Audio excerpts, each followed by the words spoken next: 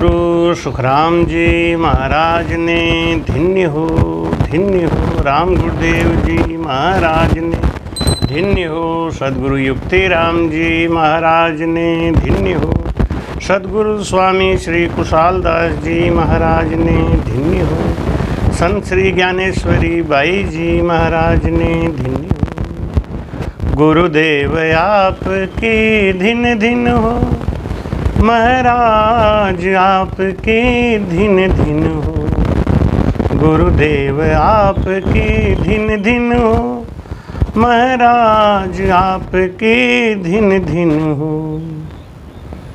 प्यारे भक्तों, आज इस YouTube के चैनल के द्वारा आपको प्रेत आत्माओं से कैसे बात कर सकते हैं, प्रेत आत्माओं को हम कैसे प्रकट कर सकते हैं, इस भेद की बात आपको समझाने के लिए आए हैं। क्योंकि मरने के बाद जीव की 4 गति होती है, अगति, गति, मुक्ति और मोक्ष। इस मृत लोक में जो जीव आने के बाद जैसी संगत व भक्ति करता है उसी प्रकार की गति को प्राप्त करता है। अकाल मृत्यु में गया हुआ जीव अथवा आत्मघाती जीव प्रेत योनियों में पहुंचकर अपार दुख पाता है। इसीलिए सद्ग्रंथों में संतों ने कहा कि आत्मघाती महापापी, सबसे बड़ा पाप है आत्महत्या। स्थूल में आयु व श्वास जितनी होती है वही प्रेत योनि में 45 गुना बढ़ जाती है। इसको ऐसे समझें, अगर हम स्थूल शरीर में 10 वर्ष जिंदा रहते तो सूक्ष्म शरीर में प्रेत योनि अधोगति में जाने के बाद 450 वर्ष तक उस दुख को भोगना पड़ेगा। ऐसी आत्माएं जो जल्दी से जल्दी इस कष्ट से मुक्ति चाहती हैं तो किसी साधु संतों के दर्शन के लिए तरसती रहती हैं।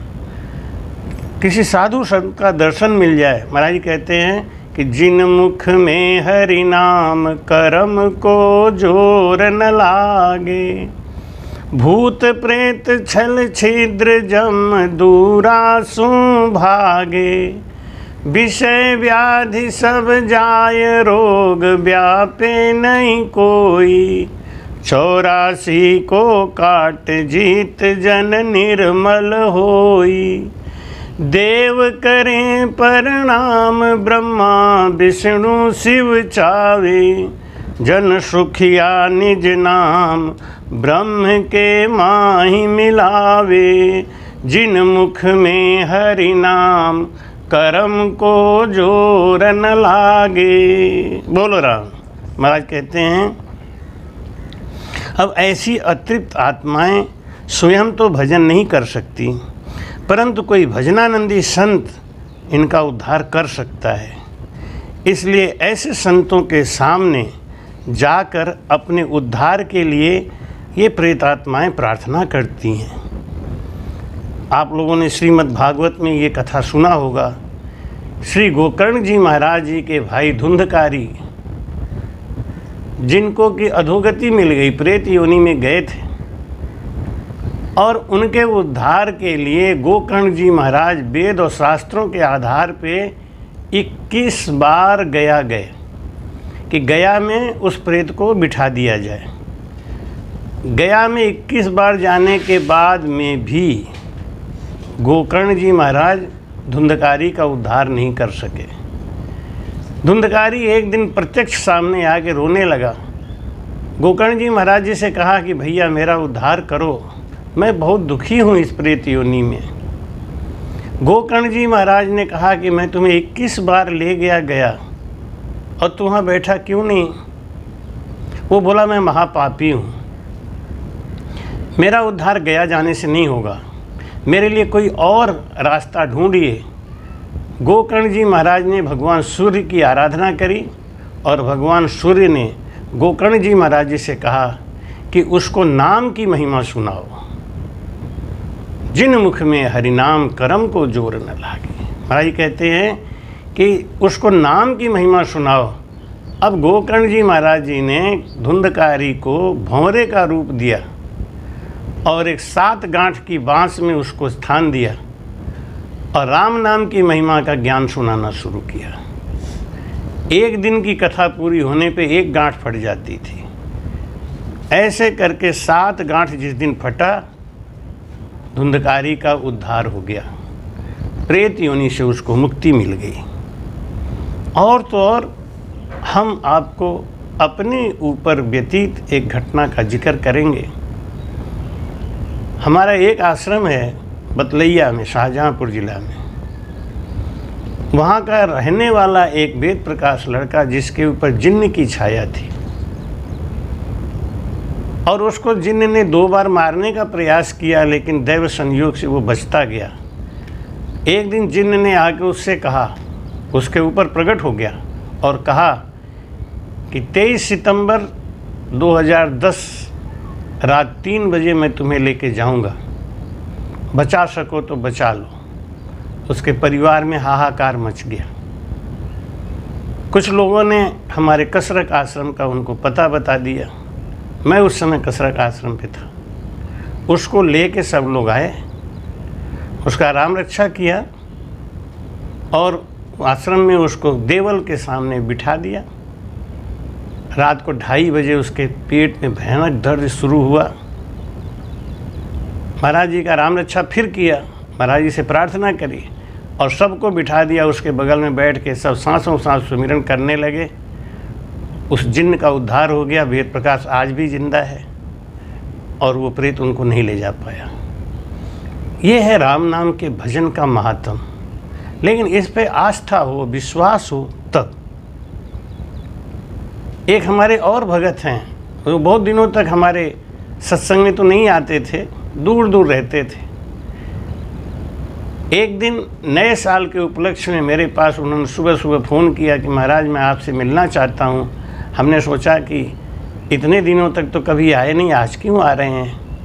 लेकिन जब वो आए तो पैर पकड़ के रोने लगे, कहे कि मेरे पत्नी के ऊपर 35 साल से एक प्रेत है। और वो प्रेत कौन है? वो मेरा भाई है। मेरे भाई को ननिहाल में किसी ने जहर दिया था, वो मर गया था। वो प्रेत बन के मेरी पत्नी को 35 साल से परेशान कर रहा है। हमने उनको कहा कि मैं कोई ओझा नहीं हूँ, मैं कोई तांत्रिक नहीं हूँ, भूत प्रेत से मेरा कोई लेना देना नहीं। उन्होंने कहा कि महाराज आपके पास जो ज्ञान है, आपके पास जो भजन है, उसके पराक्रम के कारण वो प्रेत हमारे पत्नी के ऊपर रात को 11 बजे आया और रो रो के कहने लगा कि ये जो संत आए हैं इनसे मेरा उद्धार करवाओ। तो गुरुजी आप मेरा उद्धार करो। हमने कहा भाई मैं तो कुछ मंत्र जानता नहीं, हाँ तुम्हें गुरु मंत्र दूंगा, भजन बताऊंगा, भजन करो। और वो दिन है, आज दिन है। उनकी पत्नी पूर्ण स्वस्थ हैं, उनको कोई बीमारी नहीं। भाई कहते हैं कि ये भजन में इतनी बड़ी सिद्धि है, इस सिद्धि के सामने सब बेकार है। जो भजन करता है, भाई कहते रिद्धि सिद्धि जाकी टहल करत हैं, धरदासी को भेष दीन दीन संत बसे उन देश। धिन धिन संत बसे उन देश, रिद्धि सिद्धि जाकी टहल करत हैं, धरदासी को भेष। संसार में पूजा की भी कई पद्धतियां हैं, एक तामसिक, एक राजसिक, एक सात्विक। तो भाई कहते हैं कि जो तामसिक सिद्धि है वो बड़ी खतरनाक होती है। तामसिक सिद्धि में लोग क्या करते हैं कि भूत प्रेतों का मसान में जाके उनकी सिद्धि करते हैं, उनको अपने बस में कर लेते हैं, उनको बांध के रखते हैं, उनका भोजन देते हैं, उनका आहार देते हैं और उनसे उल्टा सीधा काम कराते हैं। इसमें उस साधक को कर्म लगता है, उनका अंत बड़ा बुरा होता है। क्यों? क्योंकि वो प्रेत का जब तक भूख पूरा करते रहेंगे वो उनका काम करता रहेगा, लेकिन जिस दिन उन्होंने उसका भूख देना बंद किया, भोग देना बंद किया, तो वो तांत्रिक या उस ओझा को ही परेशान कर देता है, दुख देता है। महाराज कहते हैं इसलिए चमत्कार दिखाने के लिए अपनी महिमा करने के लिए भी भूल के भी ये तामसिक सिद्धि नहीं करनी चाहिए। राजसिक सिद्धि तामसिक सिद्धि में बंधन है, बाधा है, लेकिन सात्विक सिद्धि ये अपने आप होता है, स्वतः होता है। उनको देख के भूत अपने आप ही भाग जाते हैं। महाराज कहते हैं कि शिष्य के शीश पर दस्त गुरुदेव का, रमत नौखंड सत्सव लिया, देश परदेश और राज का तेज में मडा मसान सुनाई दिया, दिष्ट मलमुष्ट छल छिद्र लागे नहीं, राम रक्षपाल घर गांव वारे, जान बेजान और नाटकी चेटकी बिघन के संत जन नाई सारे, भूत और प्रेत डाकड़ी साकड़ी देख निज संत को दूर भागे, राहु और केतु बलवीर यक्ष योगणी संत घर गांव बल नहीं लागे, शरण साधार आधार एक राम को सबद तत्सारती हूँ लोक निर्भय, फिरे सन दीदार चाहते सर्व चौकिया, चौकिया तीन लंग चौथी चढ़िया, ब्रह्म के जोत में जाय बैठा, दास कृष्णो कहे बिघन कुंड बापड़ा, काल जम जोत पछ हार बैठा। देखने संत को दूर भागे, संतों का तो दर्शन करके ही भूत प्रेत का उद्धार हो जाता है, वो खुद ही चले जाते हैं। तो महाराज कहते हैं कि ऐसी सिद्धि करो। ये कौन सी सिद्धि है? ये सात्विक सिद्धि है। भजन करो, भजन करके अपना उद्धार होता है, और भूत प्रेत गंदी आत्माएं जितनी भी हैं वो सब दर्शन करके अधोगति से निवृत्त हो जाती हैं। भाई कहते मुक्ताबाई ने चांगल देव को, जो तांत्रिक था, हरिद्वार में रहता था, मुक्ताबाई और ज्ञानदेव की नाम की महिमा सुन के वो शेर के ऊपर सवारी करके सर्पों का ताज पहन के और आया था ज्ञानदेव मुक्ताबाई से मिलने। 5 कोस दूर रहने पे उसने कहलवा दिया कि ज्ञानदेव मैं तुमसे मिलने के लिए हरिद्वार से आ रहा हूँ, मुझे मिलने के लिए आओ। ज्ञानदेव जी महाराज के पास जब ये खबर गई, लोगों ने बताया कि चांगल देव हरिद्वार से चला है, शेर के ऊपर सवारी करके आ रहा है, सर्पों का ताज पहने हुए है, सर्पों का अपने शरीर पे श्रृंगार किए हुए है। ज्ञानदेव जी महाराज समझ गए कि ये हमको अपने चमत्कार से प्रभावित करना चाह रहा है। ज्ञानदेव जी महाराज जिस दीवाल के ऊपर बैठे थे, उस दीवाल को ही आदेश किया कि चल चांगल देव का दर्शन करके आते हैं। तो जो जड़ दीवाल था वो चलने लगा। चांगल देव ने देखा कि अरे मैं तो शेर चेतन था, उसके ऊपर सवारी करके आया, इतना घमंड कर रहा हूँ, और ये तो भीत के ऊपर दीवाल के ऊपर चढ़ के आ रहे हैं। मुक्ताबाई ने कहा सिद्धाई में साहेब भूला, सिद्ध के ताभव सागर डूला। हे चांगल देव, तू अपनी सिद्धाई में इस राम नाम की महिमा को भूल गया। सिद्ध में और साधु में बहुत अंतर होता है। साधु सिद्ध में बहुत अंतर है। दरियाव जी महाराज केशव पंडित को कहते हैं कि वो नर्तन राम भजन के ताही, और तू क्यों भूले कर्मा माई। अरे पागल, उन खेमा के रक्षक राम थे, क्यों किया निकम्मा काम। खेमा जी महाराज भजन कर रहे थे और तुमने उनके ऊपर मूठ चला दी, और वो मूठ वापस जब केशव पंडित के ऊपर गया तो केशव पंडित ने जैसे तैसे उसको शांत किया। और जब आए दरियाव जी महाराज का दर्शन करने के लिए, तो दरियाव जी महाराज को कहते हैं कि ओ नर्तन राम भजन के ताई, तू क्यों खोवे कर्मा माई। क्योंकि केशव पंडित तांत्रिक था ना, ओझा था, बड़ा घमंडी था, नगर का जमींदार भी उनकी इज्जत करता था। खेम जी महाराज उस गांव में गए तो दुनिया उनको प्रणाम करने जा रही थी। खेम जी महाराज बोले मैं तो केवल अपने गुरु महाराज को प्रणाम करता हूँ, मैं भजन करता हूँ, मैं ऐसे ओझा तांत्रिक चमत्कारियों के चक्कर में नहीं पड़ता। तो केशव पंडित ने उसके ऊपर मूठ चला दिया। केशव पंडित ने जो मूठ चलाया, वो मूठ आया और खेम जी महाराज जी का चारों तरफ से परिक्रमा करके वापस लौट गया। क्यों? कारण क्या था? खेम जी भजन कर रहे थे, उनके अंदर परमात्मा तत्व जगा हुआ था।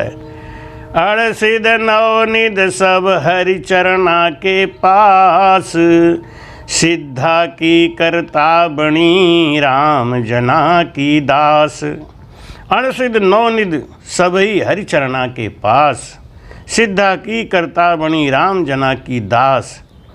सिद्ध परगट बहुता हुआ 84 नवनाथ, कीट पशु को पकड़ के किणिहन लिया साध। बोलो राम।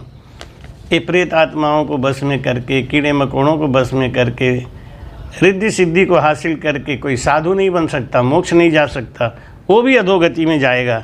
इसलिए सात्विक सिद्धि करके हम प्रेत आत्माओं से प्रत्यक्ष बातें कर सकते हैं, लेकिन इसके लिए कम से कम 3 घंटा बैठ के भजन करें और 6 महीना लगातार भजन करें। ऐसे जीव के अंदर इतना त्याग करने के बाद, सांसों सांस सुमिरन करने के बाद वो नए अक्षर प्रकट हो जाता है। नए अक्षर के बस में चर अचर सभी प्राणी होते हैं, और जो भजन करता है जिसके अंदर वो सिद्धि आ जाती है, किसकी, वो सता आ जाती है, नए अक्षर निज नाम जाग जाता है, उसके सन्मुख भूत प्रेत सब हाथ जोड़ के खड़े रहते हैं। वाजन को सब देवत बंदे, दिन दिन भाग हमारा हो। राम भजन करने वाले के लिए भूत प्रेत तो क्या, देवता भी उनकी रक्षा करते रहते हैं। वाजन को सब देवत बंदे, दिन दिन भाग हमारा हो। शेष महेश बिशन कहे, दिन है जो जन हृदय धारा हो। केवल राम भजन अधिकारी, 5 गीगन चढ़ मारा हो। उन सूरत की बलिहारी हो, जिन मुख रसना राम रटत है, दिन जन वो संसारा हो। चरण बंदासु पाप झड़त है, भागे भरम अंधियारा हो। ऐसी महिमा बताई महाराज जी ने।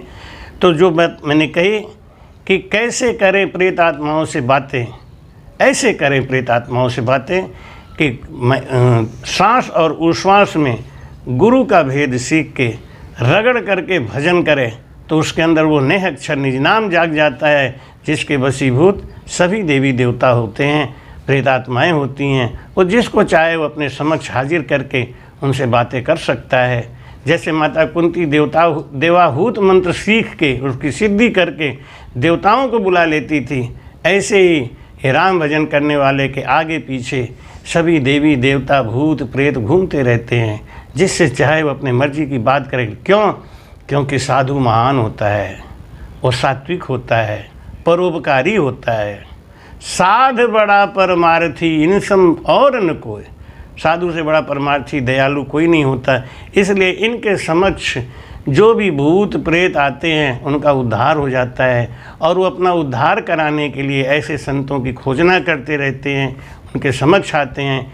इसलिए अगर कभी इच्छा करे प्रेत आत्माओं से बात करने के लिए, तो अपने अंदर वो ताकत पैदा करो, वो सिद्धि पैदा करो, जिससे कि वो खुद तुम्हारे पीछे पीछे आएँ।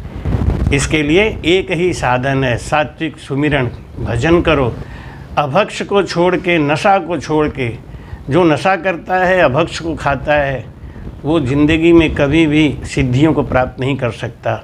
और जो सिद्धि प्राप्त होती हैं वो तामसिक और राजसिक सिद्धि है, उससे ना तो उस तांत्रिक का उद्धार होगा। इसलिए चमत्कारों में नहीं फंसो, चमत्कार की बात नहीं मानो। वो सारा गुण आपके अंदर है, वो सारी शक्ति आपके अंदर है। बस केवल भजन करो, भजन करो, भजन करो। राम जी राम हर।